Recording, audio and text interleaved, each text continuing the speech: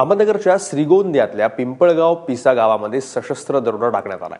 पहाटे वेळेस आलेल्या या दरोडेखोरांनी मांडगे नावाच्या एका कुटुंबाला सावध केलं आणि दरोडेखोरांच्या हल्ल्यामध्ये या कुटुंबातले 4 जण त्यामुळे गंभीर जखमी झाले। चाकूचा धाक दाखवला। दरोडेखोरांनी या महिलांच्या अंगावरचे दागिने लुटले। या प्रकरणी बेलवंडी पोलीस ठाण्यामध्ये गुन्हा दाखल करण्यात आलाय। दरोड्याच्या या घटनेनंतर संपूर्ण पिंपळगावावर दहशतीचं सावट आहे। दरोडेखोरांना अटक करायचं आव्हान पोलिसांसमोर आहे। दरवाजाला धक्का येत होते। हे उठले, आम्ही चौघ उठून बसलो। हे उठले, हे असे दरवाजा उघडूस तर लगेच त्यांना चाकू मारला। चाकू मारल्याला पाहिल्यावर लगेच हे धीर उठले आणि त्यांना तर ते 2 जण त्यांच्यावर मी आरडायला लागले। लगेच माझ्या गळ्याला हात लावून वळलं।